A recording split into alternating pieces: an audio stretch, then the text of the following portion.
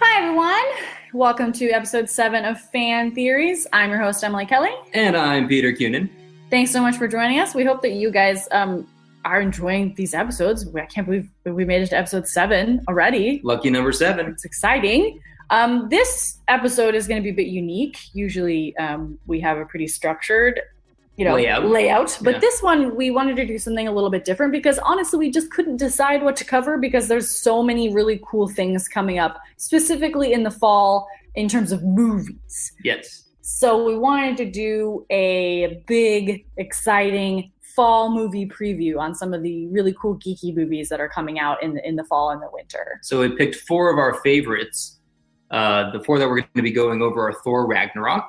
We're going to be going over Blade Runner 2049, Justice League, and The Last Jedi, of course. Yes, we can't not talk about The Last Jedi. What are you most excited for?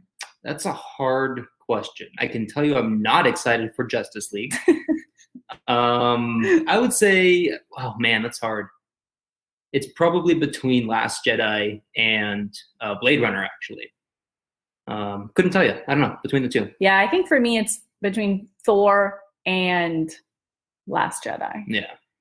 I mean, there's so many questions for Last Jedi. I need to know these answers. And I'm also kind of like, this is the second of 3 planned Star Wars movies, 3 new Star Wars movies, not counting the anthology ones, obviously. And so I'm kind of like, I don't want it to come because I also don't want it to be over. So Thor is like one of 20,000 Marvel movies that are going to be coming out until the rest of our lives. Yes. So like, I'm pretty sure excited. Yeah, the Marvel movies will be coming out since long after we're gone. I mean, this is a machine that will not be stopped. Yeah, I think Feige quoted the other day that Guardians 3 will set up 20 years of Marvel movies. That's amazing. I think we've already had 20 years of Marvel movies, so that's get excited. But don't get too excited because you'll get excitement burnout. Indeed. If you're waiting all this time. So let's jump on into it.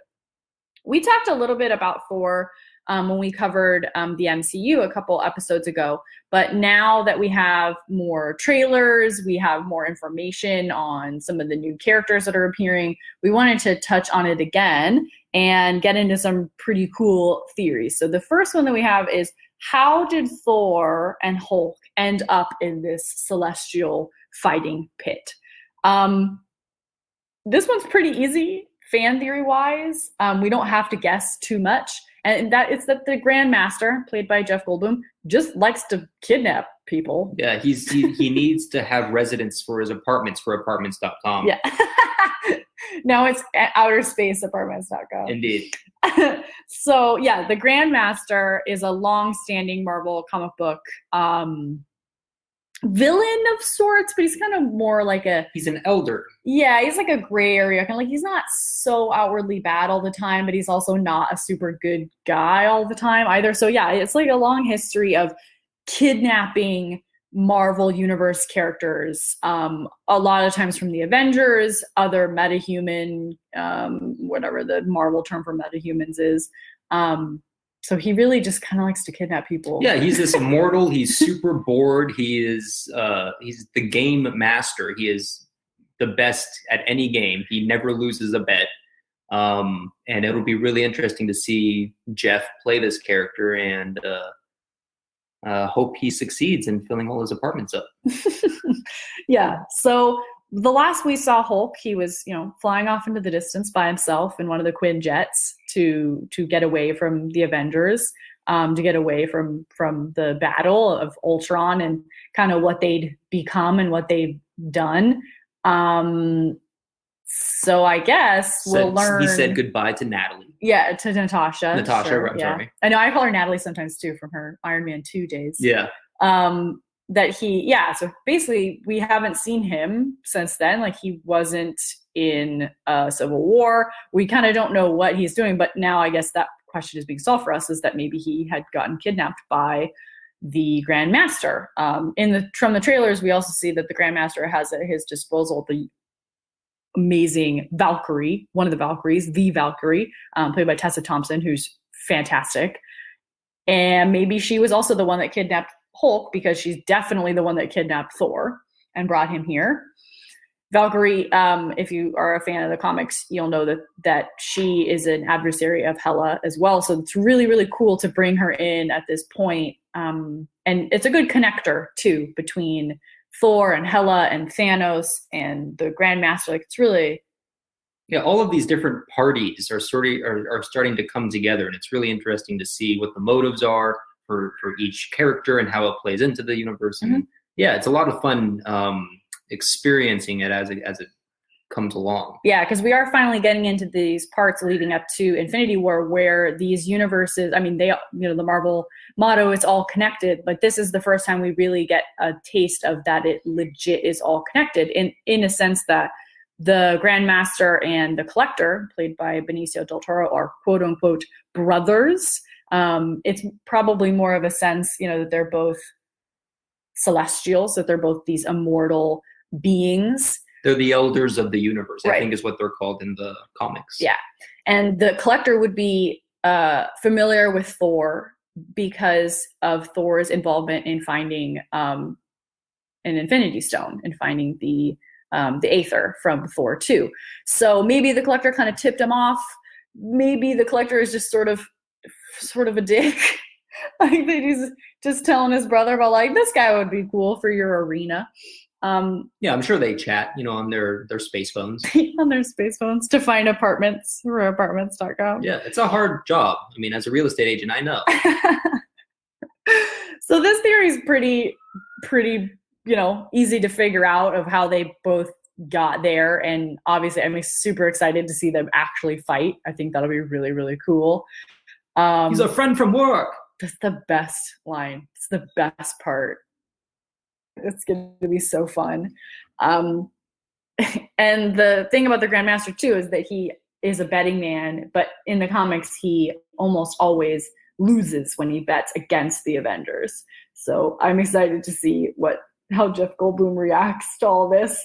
And there's a lot of other characters that we'll see, too, from both, spacey characters, Thor characters we're intimately familiar with.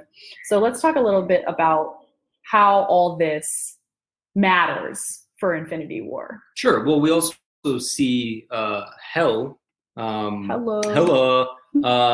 We see her destroy Asgard, is what we are assuming from the trailer. And liberates. Yeah, liberates Asgard. Yeah, and Odin's nowhere to be found, and he is the protector of the 9 realms. 7? How many realms are there? 7 or 9? 9, 7? Sure, one of those. An odd number. Of all the realms. And with Asgard destroyed and their protector gone, who is to prevent Thanos from taking over the universe? And so that's really, I think, what this is setting up. I think I'm positive. Hel is being helped by Thanos, and that's how she destroys the Mjolnir, and that's how Thor has to run away, and all doesn't run away. He gets captured by Sif. Yeah. Oh, by Valkyrie. Yeah, and we've talked about it maybe in our MCU episode, but I've also talked about it just other places, that Thanos' obsession with death incarnate. It's usually represented by a woman. Sometimes it legit is a woman named Death. I think Hela is sort of the stand-in for that in this instance. And so her utter destruction of Asgard, and I'm sure she's not going to stop there, is probably very appealing to him, especially leading up to Infinity War and collecting the last Infinity Stone. So it's going to be really neat to bring some of these characters together. We saw in the trailers Loki is there in the fighting pit. We saw him and Thor and Valkyrie, fighting side by side together, which is really cool, with his knife flipping skills. I'm sure we'll also we saw Heimdall a little bit in the trailer. I'm sure we'll see the Warriors 3 and Lady Sif, rounding out this kind of ragtag team of resistance fighters against Hela. So yeah, those who are left alive and able to fight from Asgard will definitely be helping the good fight. And I think it really, we've seen obviously in Thor's solo movies, Asgard is essentially in space.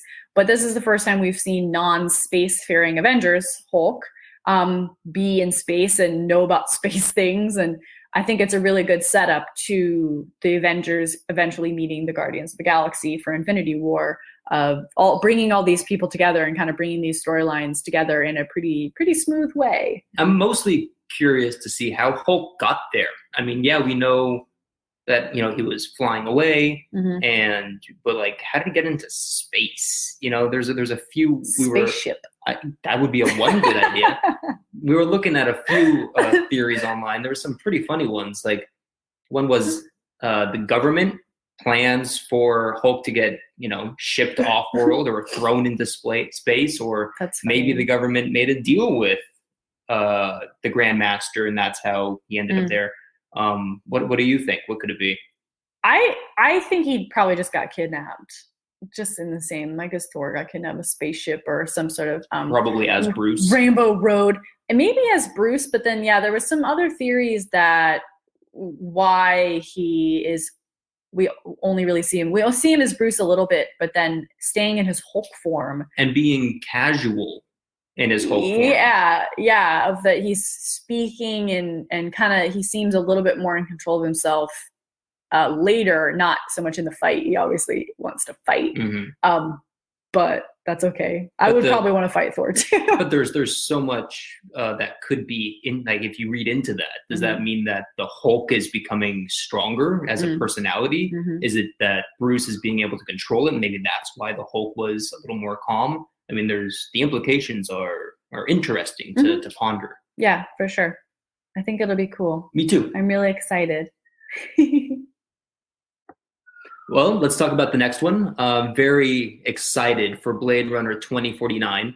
To be perfectly honest, I didn't really understand Blade Runner when I first saw it in high school. It came out in 82, right? Yeah, we were not born yet. Of course, yeah. I mean, yeah. So I didn't understand it when I first watched it, but then being a film major and, understanding the value of it and the cinematography and the story and all of these different aspects that really make Blade Runner an amazing movie are present in 2049, Blade Runner 2049. And so I'm very excited to see where it goes. I realized when we were preparing for this episode that I remembered nothing about Blade Runner. Like that I've probably seen it 2 or 3 times over the years, mostly as an adult person, so I should remember it. But we were doing some of these theories, and I was like, I don't remember this part at all. Like, I only remember how handsome Harrison Ford was, like that, and the rain, and that he eats noodles, and it's sort of like this, typical apocalyptic,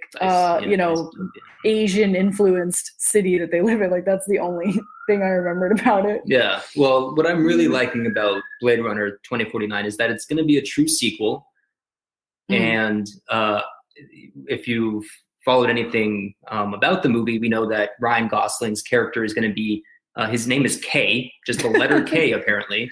So they're going like the Men in Black route on this. Oh, really? It's not K-A-Y? From what I've seen, it's just the letter K. Okay. Agent K. Yeah. No, just K, not even an OK.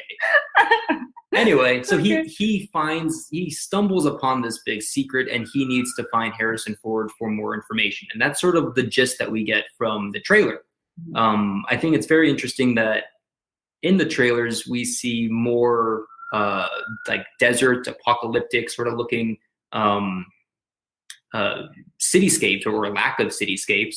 And that goes back to Blade Runner. The first movie was based on a story called Do Androids Dream of Electric Sheep? Yeah. Right. And in that one, it was very post-apocalyptic, and all humans were irradiated, and it was a nasty, awful scenario. It didn't look, at least from what I understand, because I haven't read Do Androids Dream of Electric Sheep, but from my understanding, it's definitely more desolate than what we see in Blade Runner. It's not a thriving cityscape. So I think that's really cool that we're going back to more what the original writing was. And I mean, if we really get into it, for those of you who haven't seen Blade Runner, please watch it. And yeah, there is spoilers. There's major spoilers. So coming up. Here it comes. Are you ready? Are you ready, guys? Okay, here it comes. So Harrison Ford finds out at the end of the movie, if you're paying close attention, that he is an android. He is a replicant is what they're calling him in the movie. And his job in the movie is to find replicants and to like sort them out. So his revelation that he is one was huge. It was really interesting. But that's like one of the longest standing theories about Blade Runner is, was he a replicant?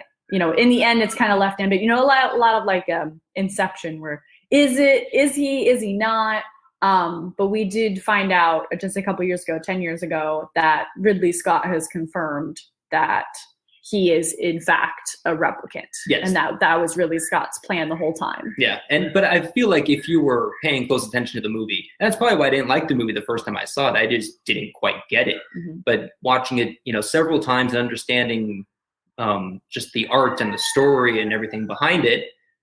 If you hear something in the background, it's probably my bird. Yeah.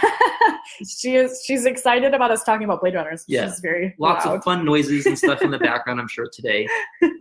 It's our soundboard editor in the background, Sundance. Lost my train of thought there. Anyway, very excited for this movie. Yeah, that hopefully that they will talk directly about him being a replicant, and that's kind of we've seen him in hiding. That's why Ryan Gosling's character is seeking him out. And so the other main theory that we want to talk about for 2049 is everyone a replicant? Yeah, I was looking at Reddit, and a Reddit user, the D-Man, he theorized that all humans are extinct and that Deckard is a replicant. He found this out, and that's why he went into hiding or just maybe isolation. And Gosling, Officer K, finds Deckard and tries to like unravel the secret. And the implications on that are huge because the replicants are used as slaves. And if normal everyday people find out that they too are replicants, then they can't, you know, justify sending these people who are just like them off to be slaves. Mm-hmm. And it's really cool too. I mean, it brings up a lot of like psychological things of, you know, what is real, you know, that Deckard thought he was a human his whole life, you know, like that he had memories and emotions, and that if he's not human, you know, what is being human? Is it that you have sentience? Is that you have memories? Is that you feel? And if that's the case, you know, then replicants could just be as human as, you know, humans. Yeah, I also love, and this was a prevalent, not metaphor, but it was a prevalent theme in Blade Runner, and that is that do you treat people differently just based on who they are or what they are, or having empathy is an emotional trait. And if you're an android, if you're a replicant, you don't have the empathy that humans do. Well, now in 2049, and we find at the end of Blade Runner, replicants can be just as empathetic and caring as humans. Because he doesn't kill the girl. He doesn't kill the replicant that he's hunting in the original Blade Runner, right? So correct. He's proven that they have emotions, and he does kill.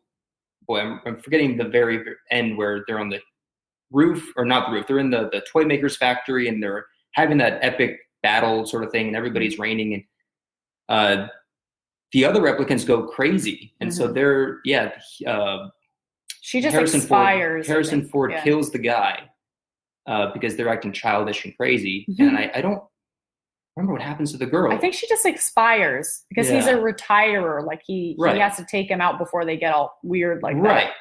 So yeah, but I mean, it's a really neat concept, and you know, kind of hurts your brain a little bit to think about all these arguments about AI and things that were not existent really in Ridley Scott's original film back in the 80s. I mean, there was theories, but now in this day and age of computers who can read your face, computers who can know your shopping habits, I mean, that there's such a fine line now of what's real and who's real, and it's really an apropos film coming out this year, so yeah, I'm excited for it too. I should watch the original, I guess, like 3 more times so I actually remember. Yeah, and much like the original Blade Runner, this does look like a good reflection on society and humanity, and it's always nice to sort of take a moment to take stock in that.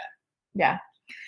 Okay, I know Peter's not very excited about Justice League, but I'm excited about Justice League. I'm trying to take in some optimism from how good Wonder Woman was, and hopefully that they give her a bigger role, and hopefully that they kind of try to carry that into Justice League. And from the trailers that we've seen, I'm excited. Like Aquaman looks really funny, and Ezra Miller's Flash looks really cool. So I'm excited. I'm reserving judgment till it's actually out, sure. But yeah, so let's just jump into it. You can have your judgments about Justice League or anything else. The first theory that I was really interested in, and I think it makes a lot of sense, is that Darkseid. I always called him Darkseid, and I'm learning that that's not correct. So Darkseid will be introduced at the end, or probably more of a teaser in an after credit sort of sequence, much like Thanos was introduced in the Marvel Universe. So, yeah. I mean, the main villain in the Justice League movie is Steppenwolf, which is, if you're a comic fan, you know that he's a partner of Darkseid, that they work together. He's kind of one of his, generals. Darkseid isn't, Steppenwolf isn't just a band? I know. Every time I say that, I'm like the band? So no, he's also a servant of Darkseid. And what is Steppenwolf in Earth lore? Isn't he actually something? I think it's like a Norse legend. Yeah, that sounds about right. I wouldn't be able to tell you. Okay. But definitely a long comic book villain. He has a lot of entanglements with the Justice League and with Superman, and that he's a cool villain, and it's kind of a preface for seeing Darkseid, which is also cool too. They like Marvel wanted to introduce definitely a big dangerous villain without it being the villain. So I think this is a good taster of what the Justice League will eventually face when facing Darkseid. So I definitely think they're going to introduce him at the end. Mm-hmm. And we just won't really see him until the next Justice League movie, if these movies even get that far. Yeah. But I'm sure he'll be alluded to in the other Justice League movies. But yeah, he's a bad guy. He's a very bad guy, and I really enjoyed Darkseid in the comics and in the cartoon series. He has this whole planet, this war planet, much like in the Marvel universe with Game Master. Mm-hmm. Where it's just a gladiatorial combat, and you rank up in his army through these gladiatorial combats, and it was just an interesting sort of dynamic. I mean, he has planets and cities and armadas and armies, and he just really seems like this unstoppable force. Mm-hmm. Every time a Justice League member or the whole team goes out to fight him. There's even one I remember very clearly, in the cartoon at least, where Superman gets taken by Darkseid and has to fight for him, and he has to work his way out of this gladiatorial mm-hmm. world. It was really interesting. So yeah, fun stuff. Yeah, soups, but he's dead. Yeah, for sure. Quote unquote dead. Super dead. Speaking of bad guys, Zack Snyder had released some Justice League storyboards that apparently showed confirmed as the bad guy in the Batman solo film that may or may not ever get made, is still being made, played by Joe Manganiello from True Blood and Magic Mike, if you're into Magic Mike, I suppose. And Spider-Man. Oh, and we were looking this up because I didn't know how to spell his name, was that he was Flash Thompson in the Sam Raimi Spider-Man movies. And I mean, it's amazing what 20 years will do to your face, because it looks nothing like him. He definitely looked like a high school kid or maybe college kid in the Spider-Man movies. Yeah. And now he looks like a full-grown dude. He's a werewolf. Yeah. / Deathstroke. So Deathstroke has already been confirmed to be in the Batman movie. And based on what Snyder had talked about and released, that he will also make an appearance in the Justice League film. Again, maybe in an after credit scene.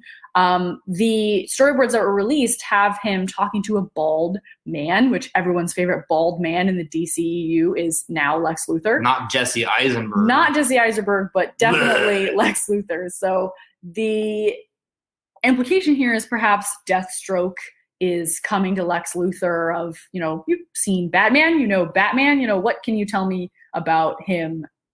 I'm sure Lex has some theories about Batman. And we need to see the director's cut for the Justice League. We haven't seen that yet. I mean, for Batman Superman. Yeah. But one scene from that movie, the theatrical version, was when Jesse Eisenberg is looking at that mural of heaven and hell, and his interpretation of that was that we have to kill the aliens.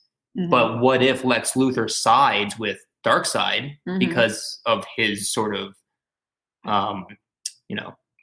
what his brain is thinking, his concept of what good and evil is. So isn't there in the DC comics like not a Justice League, but like a Super Friends of Evil organization? Something and like they're that. Literally just called like the Evil Corp or something, like something really crazy. So maybe they're also setting up a little of that too, of all the bad guys from the solo movies will also get together and fight with Darkseid. I mean, there is like the Sinister Six, and there's from Earth 2, there's like Owlman and that whole dealie. Oh, the anti-Justice League or whatever? Right, yeah. Yeah, I mean, I think Darkseid in itself, he doesn't usually team up with people so much as he tells people what to do. Like, you're going to work for me now, and now go do this. Kind of like a Thanos in that sort of manner, where he's in charge, and that's the only way it could be. True. So Peter and I are longtime DC fans. I'm a DC fan girl, and Hey girl. Hey girl. Hey fan girl. Hey fan. That's me. I'm a fan girl. So one of the biggest questions that I've had as they've been putting together this Justice League is, where the F is Green Lantern? And I think everybody's like, screw Green Lantern. That movie was awful. Ryan Reynolds is a much better Deadpool. I mean, 100%, 1,000% true. Much better Deadpool. But one theory is that his absence from the Justice League has to do with more than this, like that movie sucked.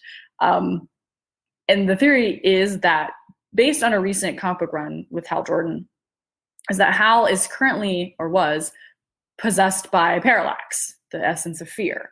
And that's why he's not here, is that he just, that he's being possessed and doing Green Lantern things.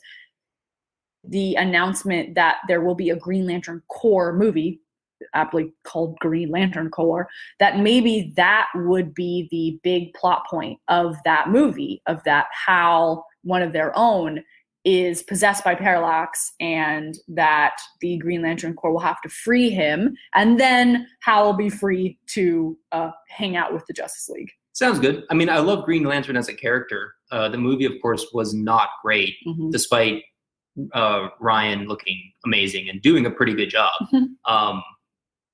But I mean, the movie was so bad.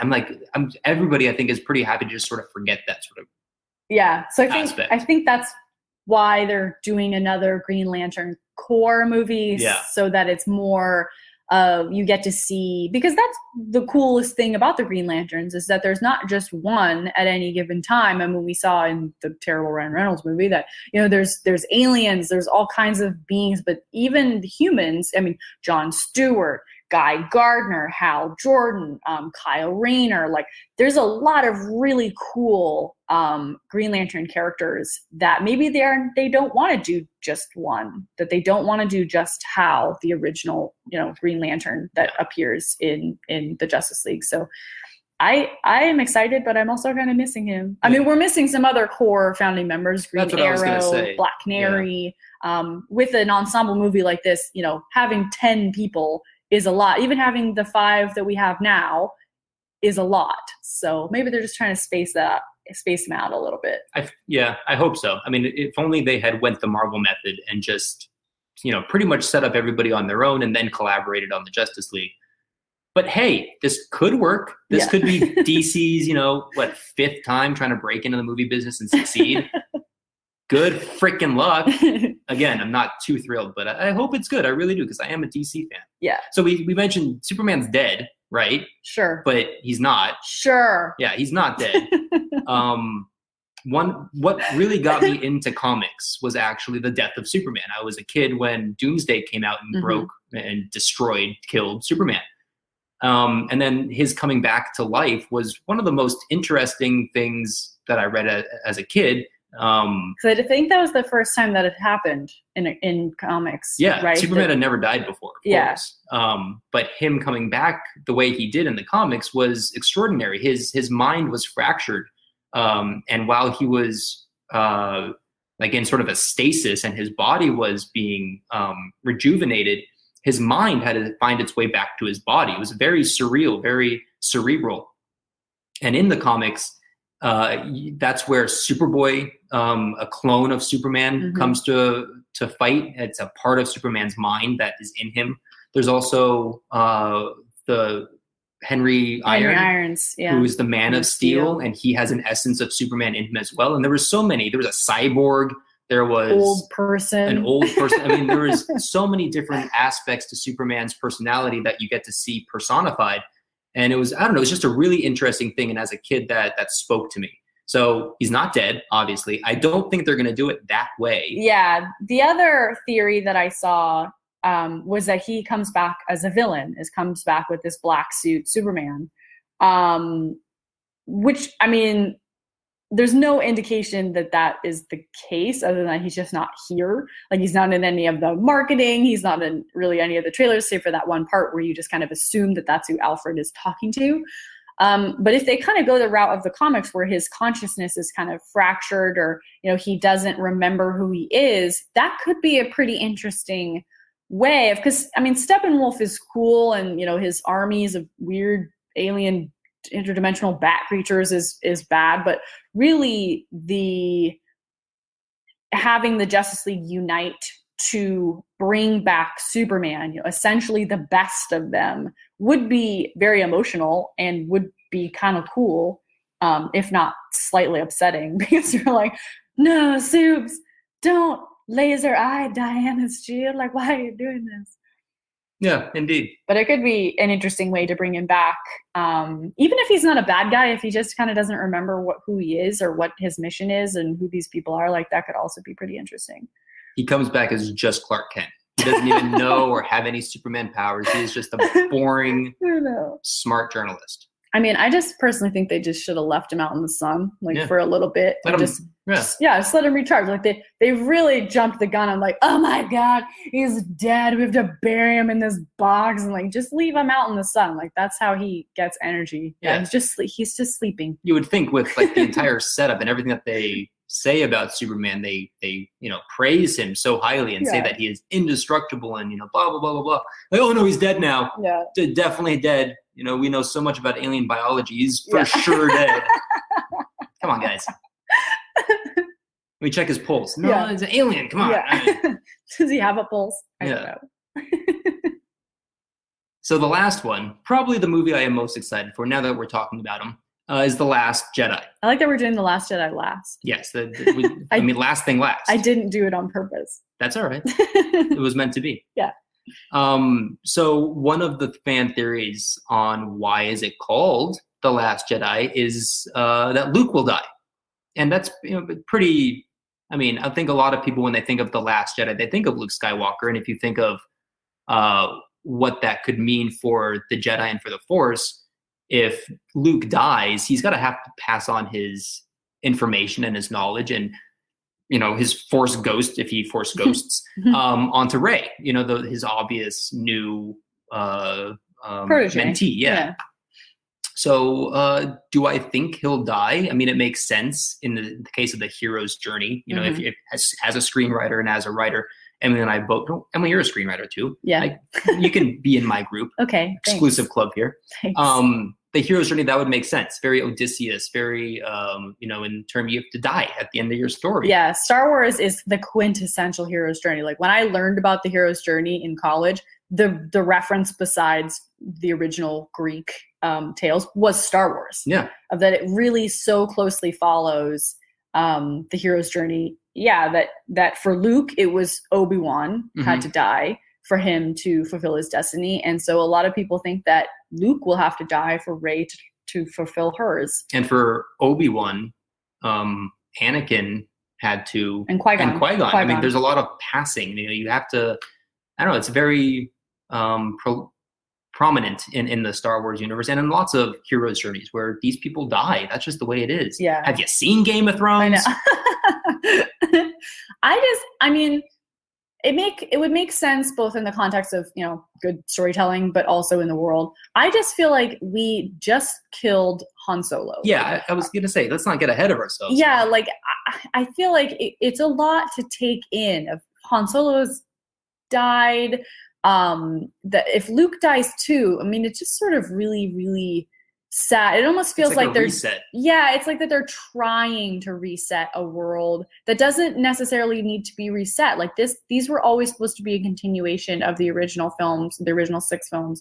And I don't think he needs to die. I don't think so either. And if we think about it, Jedi is plural. Yeah. And so it could mean, and this is what I was thinking when I first heard of the announcement of the title. My first thought was, okay, so the Jedi, as we know them, are going to be no more. There are going to be peacekeepers that can use the Force in the universe, but they're not going to be under the title Jedi. It's going to be a more gray area. And that's what we've seen in the expanded universe before we changed it. The extended universe had many gray Jedi. The most obvious that people usually go to is Jodie from what's it called?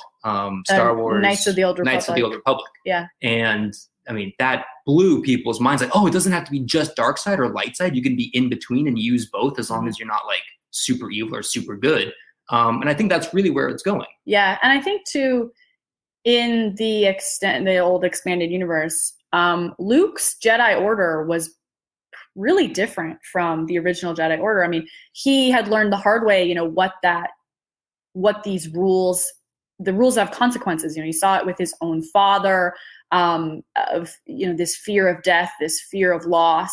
And so, Luke was married. He had a son. Leia was also a Jedi in the books, and their kids, that I think for us, The Last Jedi just means that Luke is the last of this old order of Jedi.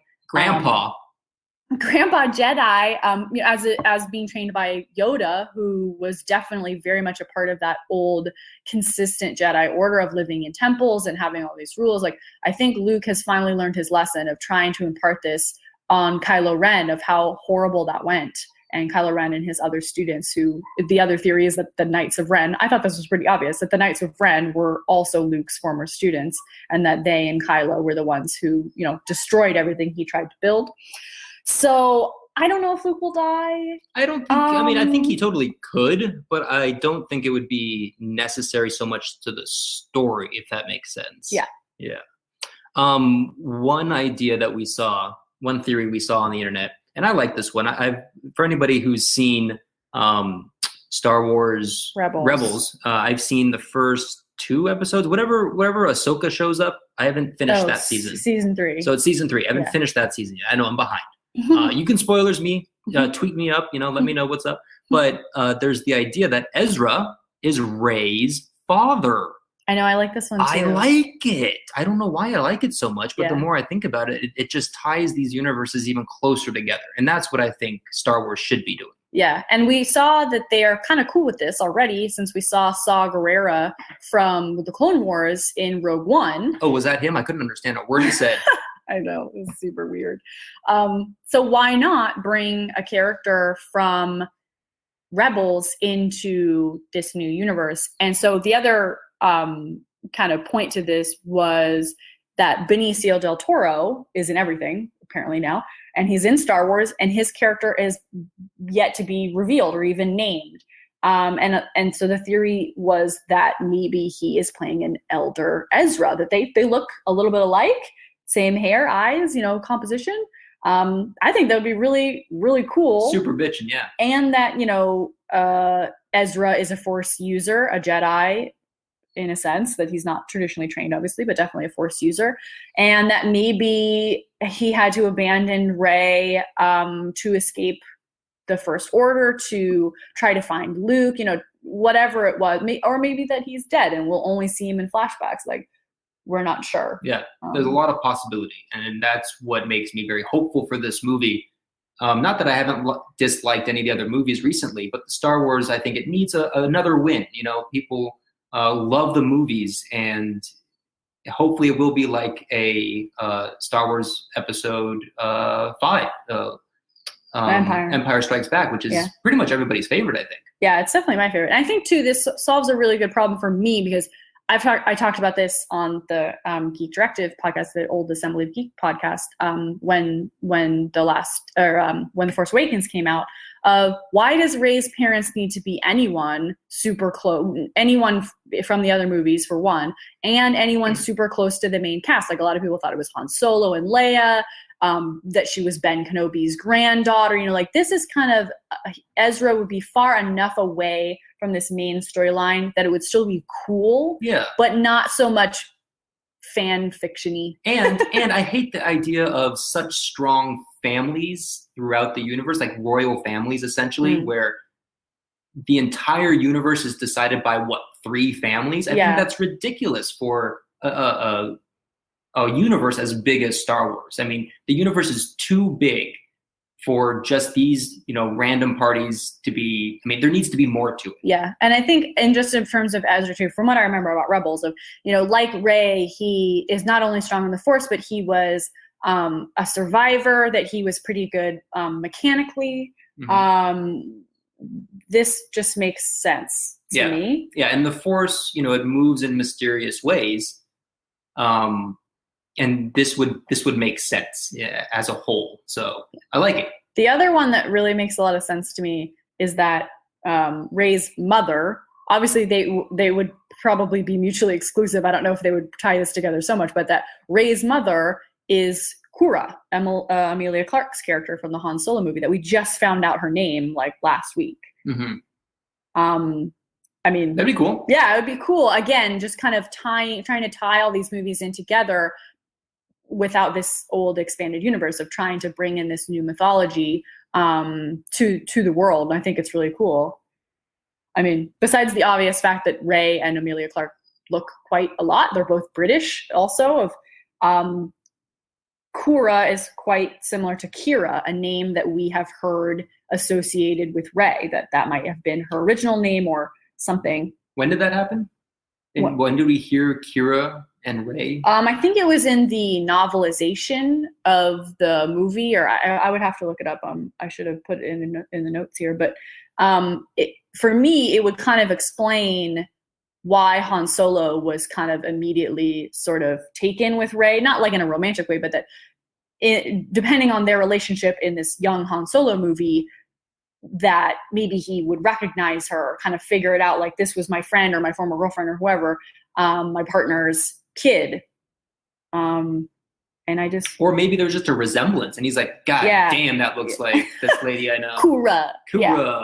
So I like that. I like both of these. Me too. They could also both be true. Let's talk about one that is really dumb that we don't like. I don't know. And I saw it on a lot of places too, and that's why I was kind of bummed. I was like, Rey and Kylo. Ship it. No. They're on a ship together. I know. A sexy spaceship. So stupid. A sexy spaceship. Yeah, I just, if this series turns into a Rey Kylo love story, I'm out. Like, it's not that, like, I mean, it would be, for me, it's not like, ew, icky, like, what if they're cousins or something, or ew, like icky. Brothers, like, then it would be double icky. But if you listen Game to of me, Thrones. I know, if you listen to me on Wednesday in Westeros, I have not a lot of problems with incest if it's distant relations enough, John and Danny. But speaking of Emilia Clarke, but yeah, I mean, he's such an asshole, and she's so pure, like a pure, perfect cinnamon roll. Yeah, I see them as feuding classmates, or I see them as, I just don't see the love connection. And maybe that is the reason. There's a reason for it, that we're not supposed to see it. Yeah. But I don't like it, and I think it's silly. And let's find a new ship. I know. I mean, the people brought up, what's a better redemption arc than love? That Rey's love. Barf. I know, could bring him back, but like we tried to, that worked out super well for Anakin and Padme. Like, I don't think so. I don't think so either. Yeah. I mean, if they were, I hope that they will eventually be partners of some kind.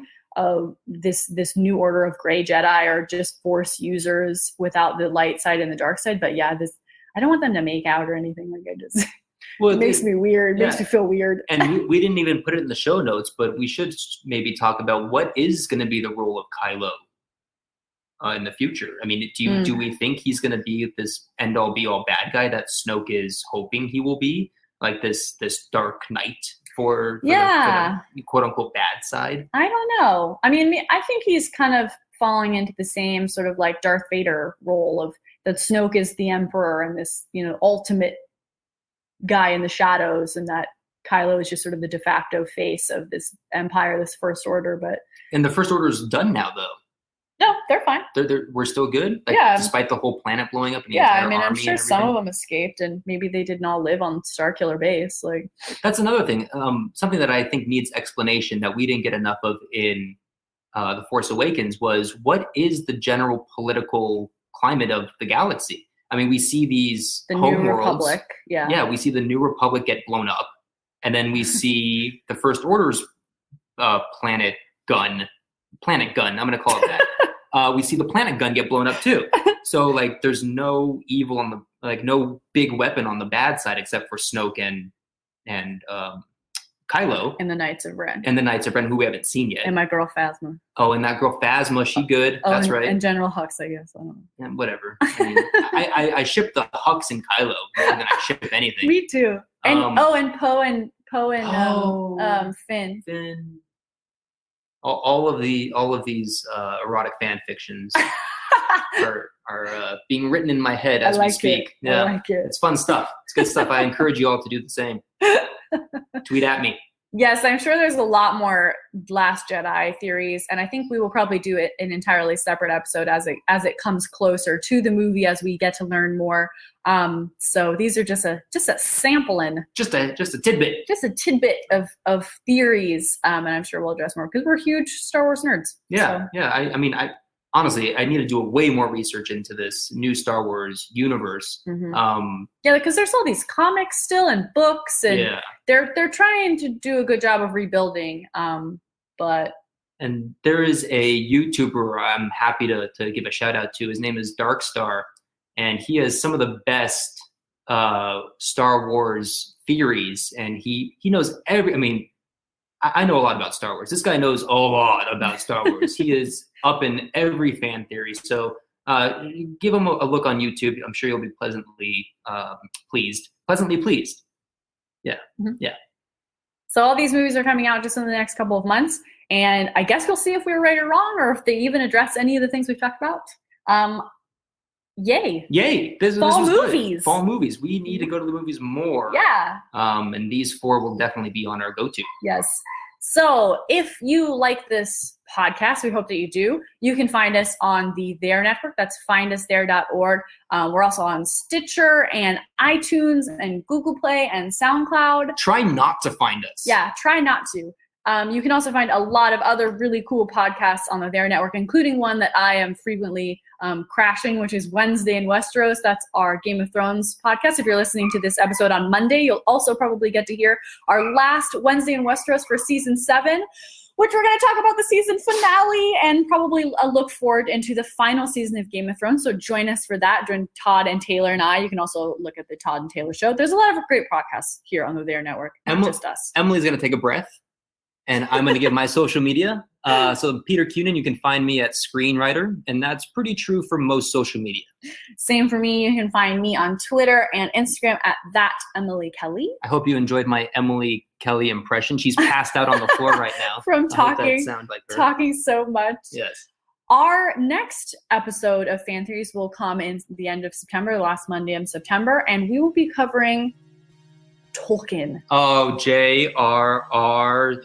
It's one of our favorite fandoms, and we want to do it, sort of let it coincides with Hobbit Day on the 23rd, but mostly just because we're really we can't wait to do it, because there's so much to talk about, not just Hobbit and Lord of the Rings, but his amazing expanded universe as well, with the Cerulean and so many other things. And I'll probably cry a lot because it means a lot to us. Yes, and I will also have to do an Emily voice impression again, because she will probably be passed out on the floor again. Probably. All right, guys, thank you so much for joining us, and we'll see you next month. Bye, love you, bye. Bye, love you, bye.